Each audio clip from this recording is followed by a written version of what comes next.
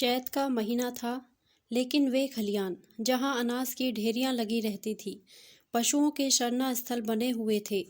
जहां घरों से फाग और बसंत का आलाप सुनाई पड़ता, वहां आज भाग्य का रोना था। सारा चौमासा बीत गया, पानी की एक बूंद न गिरी। जेठ में एक बार मूसलाधार वृष्टि हुई थी। किसान फूले न समाये। खरीफ की फसल बो दी, लेकिन इंद्रदेव ने अपना सर्वस्व शायद एक ही बार लुटा दिया था। पौधे उगे, बड़े और फिर सूख गए। गोचर भूमि में घास न जमी। बादल आते, घटाएं उमड़ती। ऐसा मालूम होता कि जल थल एक हो जाएगा, परंतु वे आशा की नहीं, दुख की घटाएं थी। किसानों ने बहुतेरे जप तप किए, ईंट और पत्थर देवी देवताओं के नाम से पुजाए, बलिदान किए। पानी की अभिलाषा में रक्त के पनाले बह गए, लेकिन इंद्रदेव किसी तरह ना पसीजे। ना खेतों में पौधे थे, ना गोचरों में घास, ना तालाबों में पानी। बड़ी मुसीबत का सामना था। जिधर देखिए धूल उड़ रही थी। दरिद्रता और क्षुधा पीड़ा के दारुण दृश्य दिखाई देते थे। लोगों ने पहले तो गहने और बर्तन गिरवी रखे और अंत में बेच डाले। फिर जानवरों की बारी आई और अब जीविका का अन्य कोई सहारा ना रहा। तब जन्मभूमि पर जान देने वाले किसान बाल बच्चों को लेकर मजदूरी करने निकल पड़े। अकाल पीड़ितों की सहायता के लिए कहीं कहीं सरकार की सहायता से काम खुल गया था। बहुतेरे वहीं जाकर जमे। जहाँ जिसको सुविधा हुआ वह उधर ही जा निकला। संध्या का समय था। जादू राय थका मांदा आकर बैठ गया और स्त्री से उदास होकर बोला, दरखास्त नामंजूर हो गई। यह कहते कहते वह आंगन में जमीन पर लेट गया। उसका मुख पीला पड़ रहा था और आंतें सिकुड़ी जा रही थी। आज 2 दिन से उसने दाने की सूरत नहीं देखी। घर में जो कुछ विभूति थी, गहने, कपड़े, बर्तन भांडे, सब पेट में समा गए। गांव का साहूकार भी पतिव्रता स्त्रियों की भांति आंखें चुराने लगा। केवल तकावी का सहारा था। उसी के लिए दरखास्त दी थी, लेकिन आज भी वह नामंजूर हो गई। आशा का झिलमिलाता हुआ दीपक बुझ गया। देवकी ने पति को करुण दृष्टि से देखा। उसकी आंखों में आंसू उमड़ आए। पति दिन भर का थका मांदा घर आया है, उसे क्या खिलाएं? लज्जा के मारे वह हाथ पैर धोने के लिए पानी भी न लाई। जब हाथ पैर धोकर आशा भरी चितवन से वह उसकी ओर देखेगा, तब वह उसे क्या खाने को देगी? उसने आप कई दिन से दाने की सूरत नहीं देखी थी, लेकिन इस समय उसे जो दुख हुआ वह क्षुधा तुरता के कष्ट से कई गुना अधिक था। स्त्री घर की लक्ष्मी है। घर के प्राणियों को खिलाना पिलाना वह अपना कर्तव्य समझती है, और चाहे यह उसका अन्याय ही क्यों न हो, लेकिन अपनी दीनहीन दशा पर जो मानसिक वेदना उसे होती है, वह पुरुषों को नहीं हो सकती। हठात उसका बच्चा साधो नींद से चौंका और मिठाई के लालच में आकर वह बाप से लिपट गया। इस बच्चे ने आज प्राय काल चने की रोटी का एक टुकड़ा खाया था और तब से कई बार उठा और कई बार रोते रोते सो गया। 4 वर्ष का नादान बच्चा, उसे वर्षा और मिठाई में कोई संबंध नहीं दिखाई देता था। जादव राय ने उसे गोद में उठा लिया और उसकी ओर दुख भरी दृष्टि से देखा। गर्दन झुक गई और हृदय पीड़ा आंखों में न समा सकी। दूसरे दिन वह परिवार भी घर से बाहर निकला। जिस तरह पुरुष के चित्त अभिमान और स्त्री की आंख से लज्जा नहीं निकलती, उसी तरह अपनी मेहनत से रोटी कमाने वाला किसान भी मजदूरी की खोज में घर से बाहर नहीं निकलता। लेकिन हा पापी पेट, तू सब कुछ कर सकता है। मान और अभिमान, ग्लानि और लज्जा के सब चमकते हुए तारे तेरी काली घटाओं की ओट में छिप जाते हैं। प्रभात का समय था। ये दोनों विपत्ति के सताए घर से निकले। जादव राय ने लड़के को पीठ पर लिया। देवकी ने फटे पुराने कपड़ों की वह गठरी सिर पर रखी जिस पर विपत्ति को भी तरस आता। दोनों की आंखें आंसुओं से भरी थी। देवकी रोती रही। जादव राय चुपचाप था। गांव के 2-4 आदमियों से भेंट भी हुई। किसी ने इतना भी नहीं पूछा कि कहाँ जाते हो। किसी के हृदय में सहानुभूति का बास न था। जब ये लोग लालगंज पहुँचे, उस समय सूर्य ठीक सिर पर था। देखा मीलों तक आदमी ही आदमी दिखाई देते थे, लेकिन हर चेहरे पर दीनता और दुख के चिन्ह झलक रहे थे। बैसाख की जलती हुई धूप थी। आग के झोंके जोर जोर से हरहराते हुए चल रहे थे। ऐसे समय में हड्डियों के अगणित ढांचे, जिनके शरीर पर किसी प्रकार का कपड़ा न था, मिट्टी खोदने में लगे हुए थे। मानो वह मरघट भूमि थी जहां मुर्दे अपने हाथों अपनी कब्र खोद रहे थे। बूढ़े और जवान, मर्द और बच्चे, सब के सब ऐसे निराश और विवश होकर काम में लगे हुए थे, मानो मृत्यु और भूख उनके सामने बैठी घूर रही है। इस आफत में ना कोई किसी का मित्र था, ना हितू। दया, सहृदयता और प्रेम से ये सभी मानवीय भाव हैं जिनका कर्ता मनुष्य है। प्रकृति ने हमको केवल एक भाव प्रदान किया है और वह स्वार्थ है। मानवीय भाव बहुधा कपटी मित्रों की भांति हमारा साथ छोड़ देते हैं, पर यह ईश्वर प्रदत्त गुण हमारा गला नहीं छोड़ता। 8 दिन बीत गए थे। संध्या समय काम समाप्त हो चुका था। डेरे से कुछ दूर आम का एक बाग था। वहीं एक पेड़ के नीचे जादू राय और देवकी बैठी हुई थी। दोनों ऐसे क्रश हो रहे थे कि उनकी सूरत नहीं पहचानी जाती थी। अब वह स्वाधीन कृषक नहीं रहे। समय के हेर फेर से आज दोनों मजबूर बन बैठे हैं।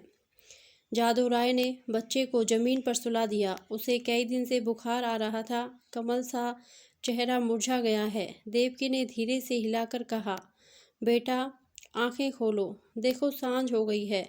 साधो ने आंखें खोल दी। बुखार उतर गया था।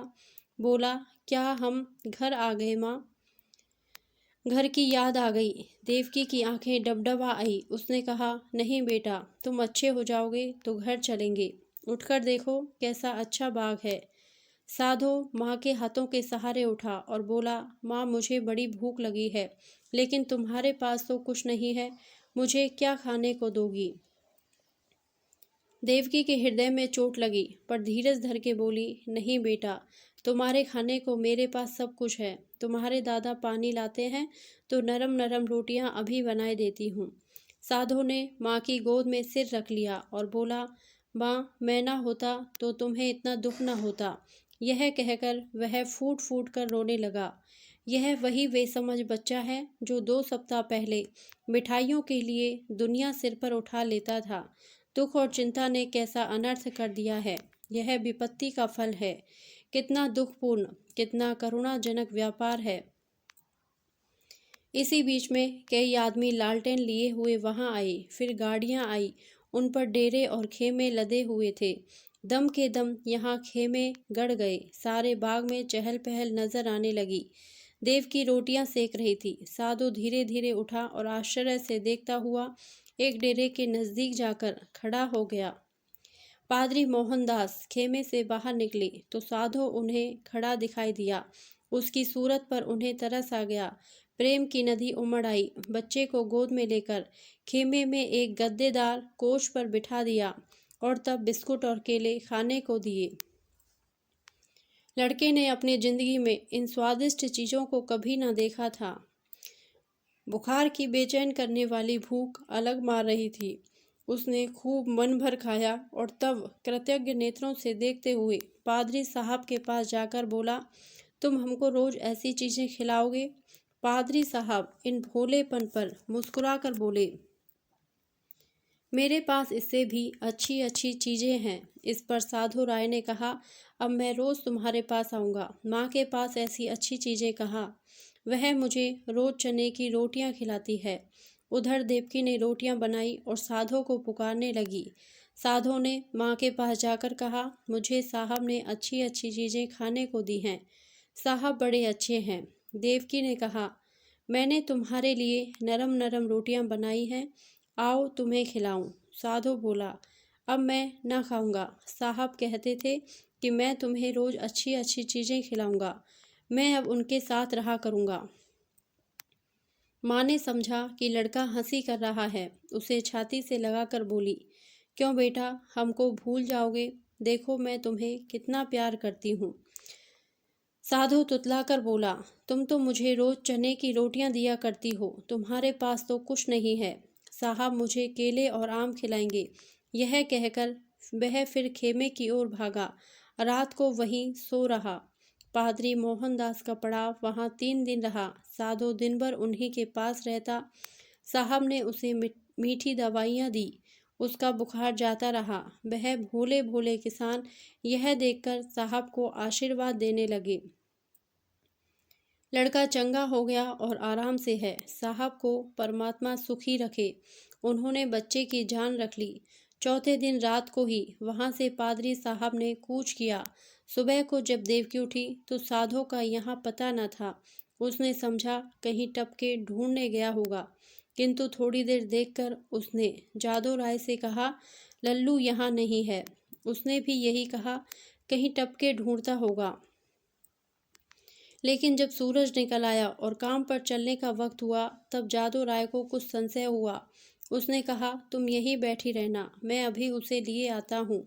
जादू ने आसपास के सब बागों को छान डाला और अंत में जब 10 बज गए तो निराश लौट आया। साधो ना मिला। यह देखकर देवकी डांडे मारकर रोने लगी। फिर दोनों अपने लाल की तलाश में निकले। अनेक विचार चित्त में आने जाने लगे। देवकी को पूरा विश्वास था कि उस साहब ने उस पर कोई मंत्र डालकर वश में कर लिया, लेकिन जादू को इस कल्पना के मान लेने में कुछ संदेह था। बच्चा इतनी दूर अनजान रास्ते पर अकेले नहीं जा सकता। फिर भी दोनों गाड़ी के पहियों और घोड़े के टापों के निशान देखते चले जाते थे। यहाँ तक कि एक सड़क पर आ पहुँचे। वहाँ गाड़ी के बहुत से निशान थे। उस विशेष लीक की पहचान न हो सकती थी।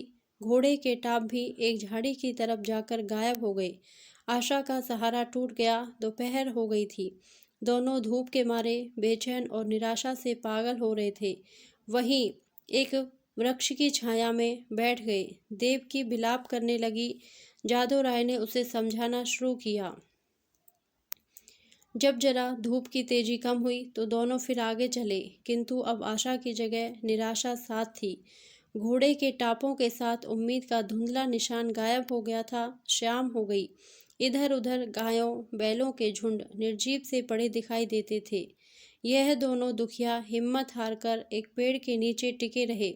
उसी वृक्ष पर मैने का एक जोड़ा बसेरा लिए हुए था। उनका नन्हा सा शावक आज ही एक शिकारी के चंगुल में फंस गया था। दोनों दिन दिन भर उसे खोजते फिरे।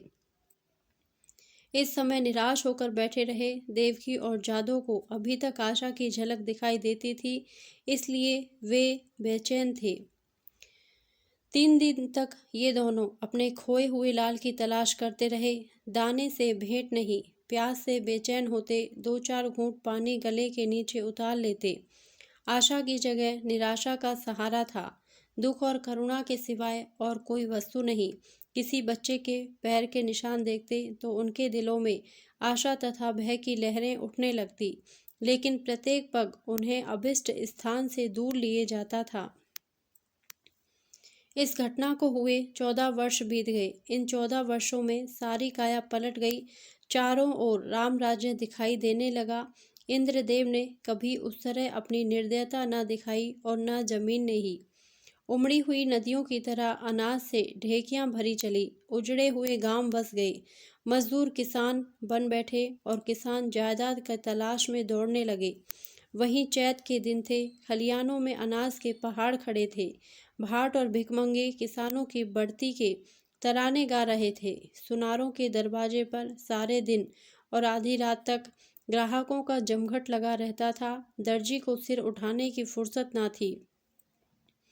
इधर उधर दरवाजों पर घोड़े हिनहिना रहे थे। देवी के पुजारियों को अजीर्ण हो रहा था। जादू राय के दिन भी फिरे। घर पर छप्पर की जगह खपरेल हो गया था। दरवाजे पर अच्छे बैलों की जोड़ी बंधी हुई है। वह अब अपनी बहली पर सवार होकर बाजार जाया करता है। उसका बदन अब उतना सुडौल नहीं है। पेट पर इस सुदशा का विशेष प्रभाव पड़ा है और बाल भी सफ़ेद हो चले हैं। देवकी की गिनती भी गांव की बूढ़ी औरतों में होने लगी है। व्यावहारिक बातों में उसकी बड़ी पूछ हुआ करती है।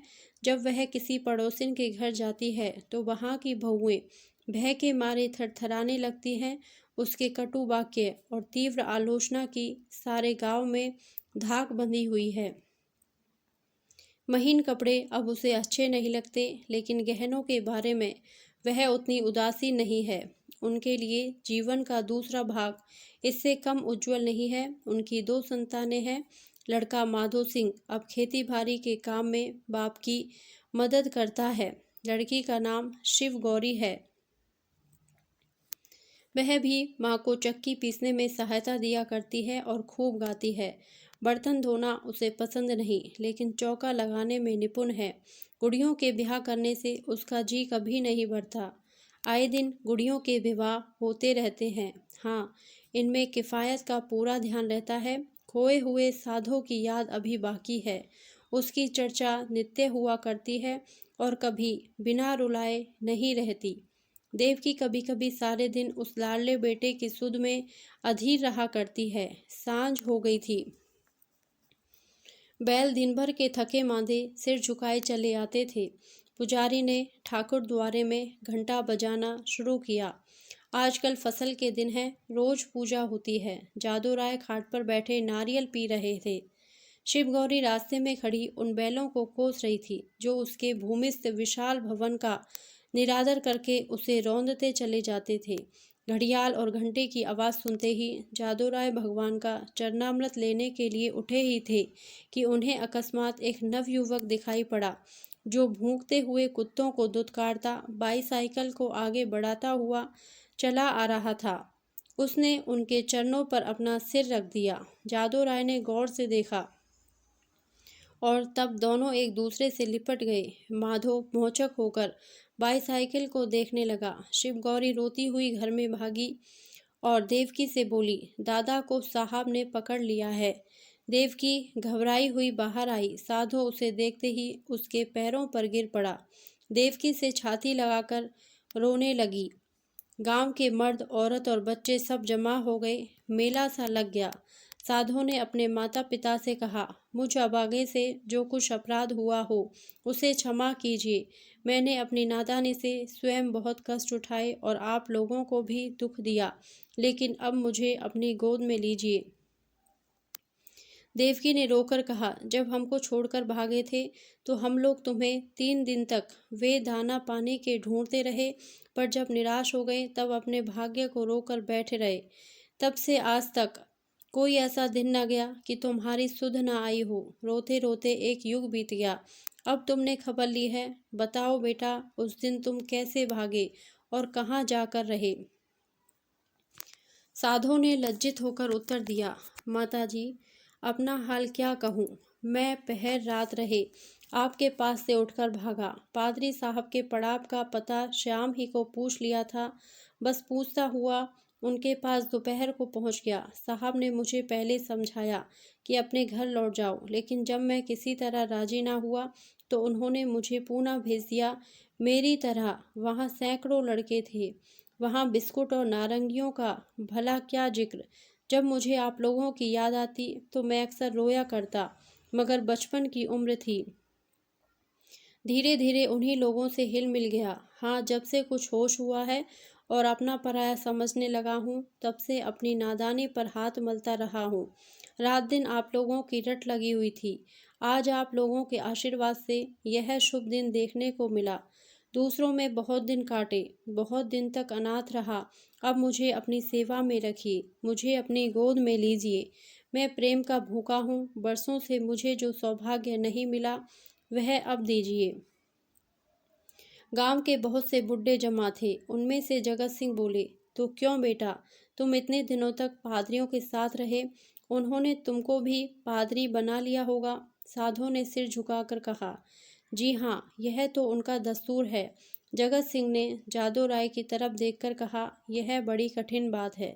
साधो बोला, बिरादरी मुझे जो प्रायश्चित बतलाएगी मैं उसे करूँगा। मुझसे जो कुछ बिरादरी का अपराध हुआ है नादानी से हुआ है, लेकिन मैं उसका दंड भोगने के लिए तैयार हूँ। जगत सिंह ने फिर जादू राय की तरफ कनखियों से देखा और गंभीरता से बोले, हिंदू धर्म में ऐसा कभी नहीं हुआ है। यूँ तुम्हारे माँ बाप तुम्हें अपने घर में रख लें, तुम उनके लड़के हो, मगर बिरादरी कभी इस काम में शरीक न होगी। बोलो जादू राय, क्या कहते हो? कुछ तुम्हारे मन की भी तो सुन लें। जादू राय बड़ी दुविधा में था। एक ओर तो अपने प्यारे बेटे की प्रीति थी, दूसरी ओर बिरादरी का भय मारे डालता था। जिस लड़के के लिए रोते रोते आंखें फूट गई, आज वही सामने खड़ा आंखों में आंसू भरे कहता है, पिताजी मुझे अपनी गोद में लीजिए, और मैं पत्थर की तरह अचल खड़ा हूँ। शोक, इन निर्दयी भाइयों को किस तरह समझाऊं, क्या करूं क्या ना करूं। लेकिन माँ की ममता उमड़ आई। देवकी से ना रहा गया। उसने अधीर होकर कहा, मैं अपने घर में रखूंगी और कलेजे से लगाऊंगी। इतने दिनों के बाद मैंने उसे पाया है, अब उसे नहीं छोड़ सकती। जगत सिंह रुष्ट होकर बोले, चाहे बिरादरी छूट ही क्यों ना जाए। देवकी ने भी गर्म होकर जवाब दिया, हाँ, चाहे बिरादरी छूट जाए। लड़के वालों ही के लिए आदमी बिरादरी की आड़ पकड़ता है। जब लड़का ना रहा तो भला बिरादरी किस काम आएगी। इस पर कई ठाकुर लाल लाल आंखें निकाल कर बोले, ठाकुराइन ठकुराइन बिरादरी की तो खूब मर्यादा करती हो। लड़का चाहे किसी रास्ते पर जाए, लेकिन बिरादरी चूं तक ना करे, ऐसी बिरादरी कहीं होगी। हम साफ साफ कह देते हैं कि अगर यह लड़का तुम्हारे घर में रहा तो बिरादरी भी बता देगी कि वह क्या कर सकती है। जगत सिंह कभी कभी जादू राय से रुपये उधार लिया करते थे। मधुर स्वर में बोले, भाभी, बिरादरी यह थोड़े ही कहती है कि तुम लड़के को घर से निकाल दो। लड़का इतने दिनों के बाद घर आया है तो हमारे सिर आंखों पर रहे, बस जरा खाने पीने और छूट छात का बचाव बना रहना चाहिए। बोलो जादू भाई, अब बिरादरी को कहाँ तक दबाना चाहते हो। जादू राय ने साधो की तरफ करुणा भरे नेत्रों से देखकर कहा, बेटा, जहाँ तुमने हमारे साथ इतना सलूक किया है, वहाँ जगत भाई की इतनी कहा और मान लो। साधो ने कुछ तीक्ष्ण शब्दों में कहा, क्या मान लूं? यह कि अपनों में गैर बनकर रहूं, अपमान सहूं, मिट्टी का घड़ा भी मेरे छूने से अशुद्ध हो जाए? ना, यह मेरा किया न होगा, इतना निर्लज्ज नहीं। जादू राव को पुत्र की यह कठोरता अप्रिय मालूम हुई। वह चाहते थे कि इस वक्त बिरादरी के लोग जमा हैं, उनके सामने किसी तरह समझौता हो जाए। फिर कौन देखता है कि हम उसे किस तरह रखते हैं। चिढ़कर बोले, इतनी बात तो तुम्हें माननी ही पड़ेगी। साधु राय इस रहस्य को ना समझ सका। बाप की इस बात में उसे निष्ठुरता की झलक दिखाई पड़ी। बोला, मैं आपका लड़का हूँ, आपके लड़के की तरह रहूँगा। आपके भक्ति और प्रेम की प्रेरणा मुझे यहाँ तक लाई है। मैं अपने घर में रहने आया हूँ। अगर यह नहीं है तो इसके सिवा मेरे लिए इसके और कोई उपाय नहीं है कि जितनी जल्दी हो सके यहाँ से भाग जाऊँ। जिनका खून सफ़ेद है उनके बीच में रहना व्यर्थ है। देवकी ने रोकर कहा, लल्लू, मैं अब तुम्हें न जाने दूंगी। साधो की आंखें भर आई, पर मुस्कुराकर बोला, मैं तो तुम्हारी थाली में खाऊंगा। देवकी ने उसे ममता और प्रेम की दृष्टि से देखकर कहा, मैंने तो तुझे छाती से दूध पिलाया है, तू मेरी थाली में खाएगा तो क्या? मेरा बेटा ही तो है, कोई और तो नहीं हो गया। साधो इन बातों को सुनकर मतवाला हो गया। इनमें कितना स्नेह, कितना अपनापन था। बोला, माँ, आया तो मैं इसी इरादे से था कि अब कहीं न जाऊंगा, लेकिन बिरादरी ने मेरे कारण यदि तुम्हें जातिच्युत कर दिया तो मुझसे ना सहा जाएगा। मुझसे इन गंवारों का कोरा अभिमान ना देखा जाएगा। इसलिए इस वक्त मुझे जाने दो। जब मुझे अवसर मिला करेगा तो तुम्हें देख जाया करूँगा। तुम्हारा प्रेम मेरे चित्त से नहीं जा सकता, लेकिन यह असंभव है कि मैं इस घर में रहूं और अलग खाना खाऊं, अलग बैठूं। इसके लिए मुझे क्षमा करना।